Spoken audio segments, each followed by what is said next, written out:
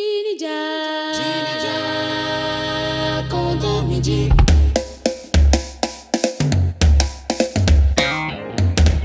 Wenu yimo, uhi soto so calve donji. Ekome, wechilei. Wenu yimo, uhi soto so calve donji. Ekome, wechilei. Je salue tous les frères et sœurs qui nous écoutent en ce moment-ci. mais de chance.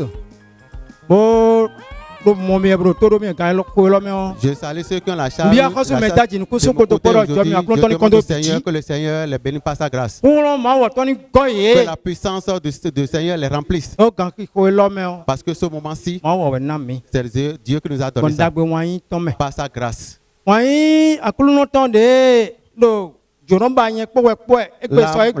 de Dieu qui nous visite aujourd'hui, cherchons la puissance qui est dedans. Puis avant de commencer le développement de mon thème, je vais faire lier un verset. Matthieu 24, Matthieu chapitre 24, verset 37. verset 37.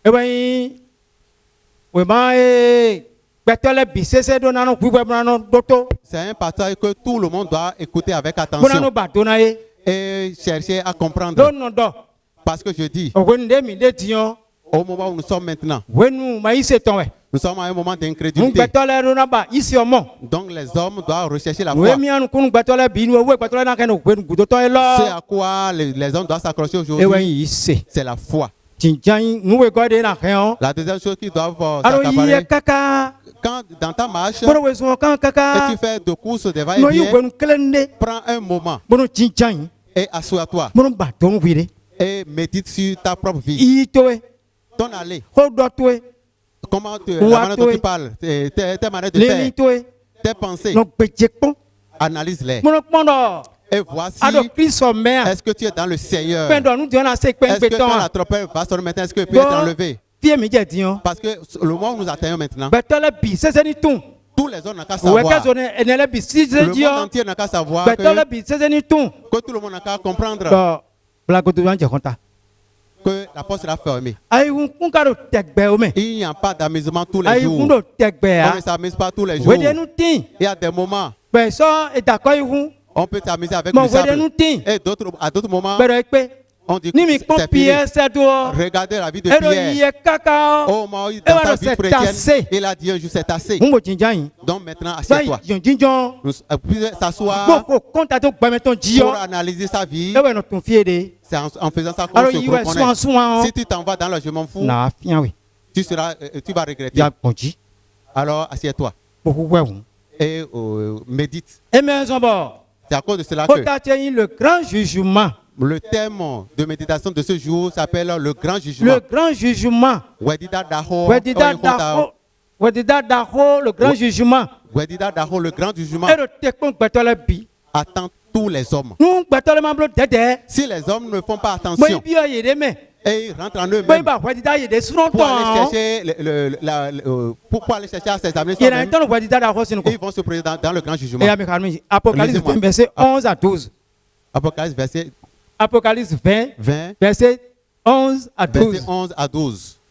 Puis je vis un grand trône blanc et celui qui était assis dessus. Et la terre et le ciel s'enfuient devant sa face. Et il ne fut plus trouvé de place pour eux. Et je vis les morts, les grands et les petits, qui se tenaient devant le trône. Des livres furent ouverts. Et un autre livre fut ouvert. Celui qui est le livre de vie. Et les morts furent jugés selon leurs œuvres, d'après ce qui était écrit dans ces livres.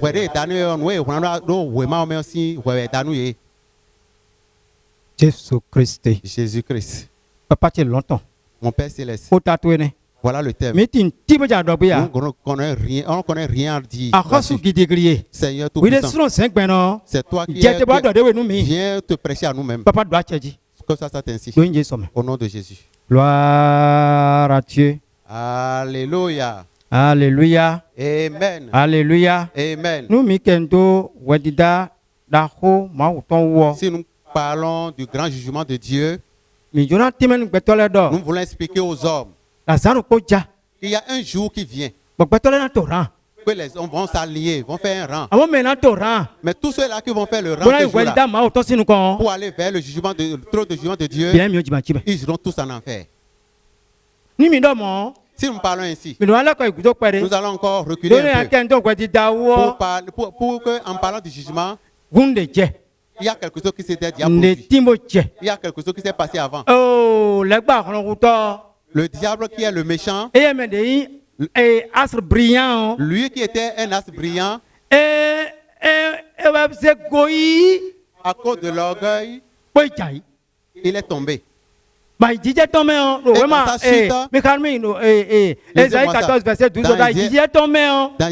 sa chute, il ne veut pas seulement suivre la conséquence seule. Et il cherche encore d'autres personnes pour subir les conséquences avec lui. Et il est allé voir. Parce que Dieu, Dieu avait confiance en lui. Et à cause de l'orgueil, il est tombé. Et Dieu a maintenant créé l'homme à son propre image. Et voilà ce qu'il a mis en colère. Et dans sa chute, il est rentré dans le serpent. Et il est venu tromper Ève. Après cela, au moment où la femme a pris l'arbre, il a utilisé une parole pour séduire la femme. Et je voudrais que tout le monde sur cette terre prenne cette parole. De ne pas oublier. De ne pas suivre Adam dans sa chute. Parce qu'il a dit quelque chose. Genèse 3, dans Genèse 3. Et à Zomi, verset 2. À partir du verset 2. Bien, verset 1er, vous avez verset 1er. Et dans le séduit Ève, nous allons voir ce que la parole que le diable a utilisée pour séduire Ève.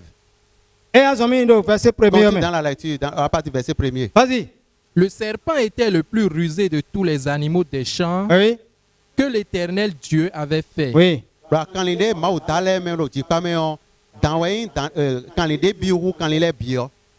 dit à la femme, Dieu t'a-t-il réellement dit, vous ne mangerez pas de tous les fruits du jardin? La femme répondit au serpent, nous mangerons du fruit des arbres du jardin. Mais quant au fruit de l'arbre qui est au milieu du jardin, Dieu a dit, vous n'en mangerez point et vous n'y toucherez point, de peur que vous ne mouriez. Alors le serpent dit à la femme, vous ne mourrez point. Mais Dieu sait que le jour où vous en mangerez, vos yeux s'ouvriront et que vous serez comme des dieux, connaissant le bien et le mal. Vous serez comme les dieux. Attention. Nous aussi, Adam, voilà ce qui a fait chuter Adam et Ève dans le jardin. Vous serez comme des dieux. Donc tous les hommes doivent être éveillés sur cette parole. Parce que cette parole que la femme a suivie pour manger le fruit, il a conduit elle et son mari jusqu'au séjour des morts. Et tout le monde, ils sont tous tombés, ils ont suivi le diable. Quand ils ont suivi le diable, il y a deux choses. Il y a deux choses qu'ils ont perdues. Leur corps est tombé sous l'emprise du mal. Et la deuxième chose, leur âme est tombée sous le pouvoir du péché. Et depuis ce temps jusqu'à aujourd'hui, tous les hommes sont dans la souffrance. Tout le monde est devenu esclave du diable. Tout le monde est devenu les disciples du diable. Et en chemin faisant, quand on envoie un envoûtement à quelqu'un, puissance les bâtons, c'est la puissance du diable. Roi des ténèbres. Donc le diable est devenu le roi des ténèbres. Bon, pour créer un royaume. Et il a créé son royaume. Et dans son royaume, c'est les mauvaises choses qui se produisent. Est-ce que les gens ne connaissent pas réellement le diable qui sont en train d'adorer? Parce que le diable lui-même, c'est un esprit.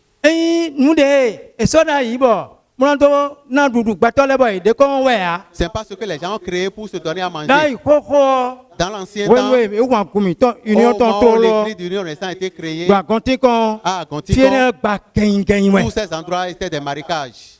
Et toi, rouge, bien, et toi, rouge, tout ça là, c'est des marécages. Pépé Miton fondateur, papa Pépé Miton fondateur, c'est lui qui nous a raconté l'histoire. Il y a une femme qui s'est réveillée à 1h matinale et vient aller à la prière matinale. En marchant, il a trouvé un homme très court. Et il est devant lui. Et l'homme a commencé par augmenter en taille. Il a commencé par augmenter en taille. Et la femme a donné un coup de poing et l'homme a disparu. Voilà le diable. Ça, c'est le diable. Les hommes ne le savent pas. Quand ils vont dans les réunions, on te dira, donne-moi le nom de ton enfant que tu aimes le plus. Quand tu vas dans le nom de cet enfant, ils vont transformer cet enfant en cochon. Ils vont le tuer. Ça sera la viande que tu vas consommer. Et ton enfant va mourir.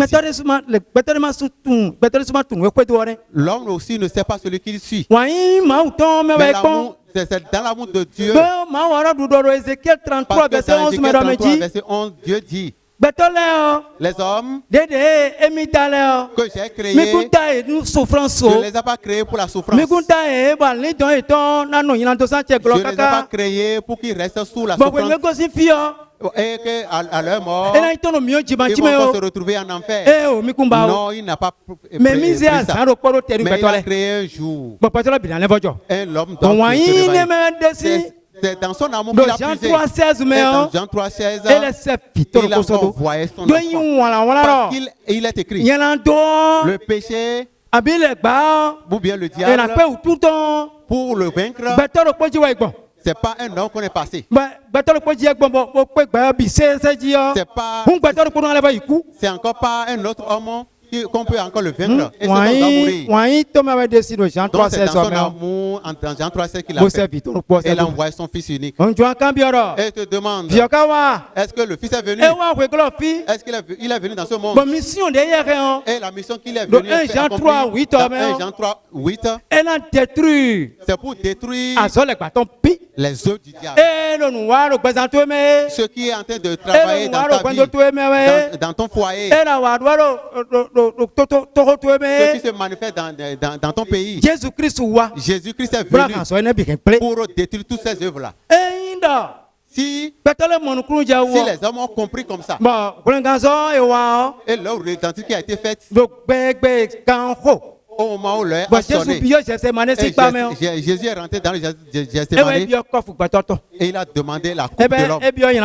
Il a demandé la coupe du péché de l'homme. Et ce jour-là, Jésus a pris la coupe et il a bu. Il a pris la coupe du péché et il a bu. La coupe du péché et il a bu.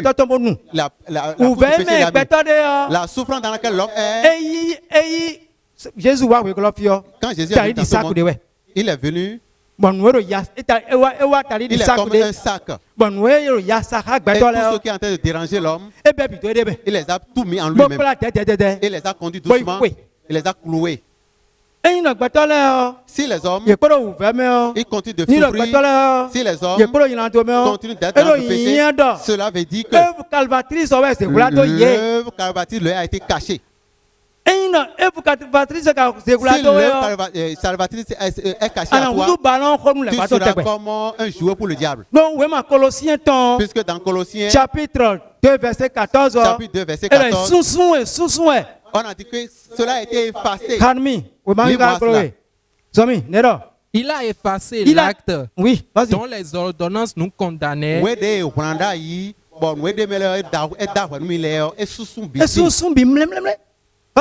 Et qui subsistait contre nous. Et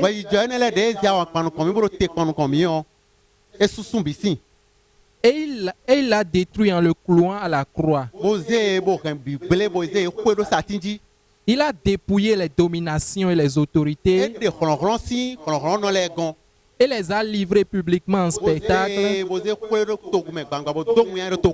en triomphant d'elle par la croix.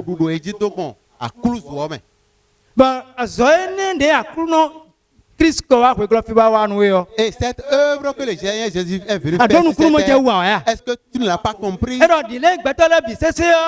Il a dit comme tous les hommes, ils sont venus dans la chair, et ils ont le sang et lui a pris chair comme nous.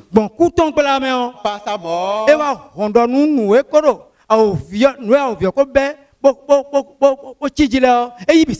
il est venu déraciner tout ce que le diable a pris sous son contrôle.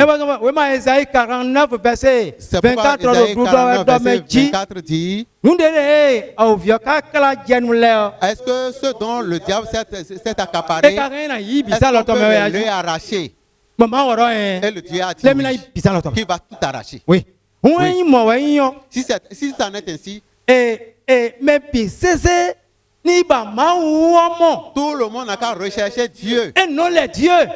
Et non les dieux. Ce n'est pas les dieux qu'il faut aller chercher. Il faut chercher le Dieu suprême. Mais celui qui t'a créé. Mais celui qui t'a créé. Celui qui t'a insufflé le souffle dans ta vie. Celui qui t'a permis de lever le doigt. Celui qui t'a permis de soulever le pied. C'est celui-là que tu dois rechercher. Le roi Nebuchadnezzar, c'est lui qui recherche le Dieu. Le roi Nebuchadnezzar, dans Daniel 2, il dit qu'il a fait un rêve. Et ce rêve, qui n'a pas compris ce rêve? Qui n'a pas compris ce rêve? Et que ce rêve, que ces magiciens, il les a appelés pour venir lui expliquer ce songe. Mais pour lui, dans l'explication, s'il ne peut pas, il va les décapiter tous. Et il leur a dit, roi, il faut laisser tomber. Pourquoi tu vas laisser tomber? Tu vas d'abord nous dire le songe. Et nous allons pouvoir te donner son explication. Mais tu as dit que tu as oublié le songe. Et il n'y a pas ce Dieu dans ce monde. Et qui est dans ce monde, qui pourra nous donner le pouvoir pour expliquer ce songe. Seulement le Dieu qui est en haut. Ça veut dire que les hommes dans ce monde, ils savent qu'il y a un Dieu. Un Dieu suprême. Et il y a ce Dieu qui a parlé à Moïse. Que dira Pharaon. Et Moïse lui a dit, je ne peux pas y aller. Si j'y vais, qu'est-ce que j'irai lui dire? Et il lui a dit, si tu t'en vas, dis-lui, je suis celui qui suis. Je suis celui qui suis. Je suis celui qui suis. Je suis le Dieu d'Abraham. Je suis le Dieu d'Isaac. Je suis le Dieu de Jacob. Donc ce Dieu, c'est ça que tout le monde doit rechercher. C'est ça que tout le monde doit rechercher quand ils sont vivants. Et en voulant chercher ce Dieu, c'est Jésus-Christ seulement qu'on peut voir. 1 Timothée 2:5 dit qu'il y a un seul Dieu. Et on appelle Dieu d'Abraham, le Dieu d'Isaac, Dieu de Jacob. Et ce Dieu, et pour le voir, il faut nécessairement parler par Jésus.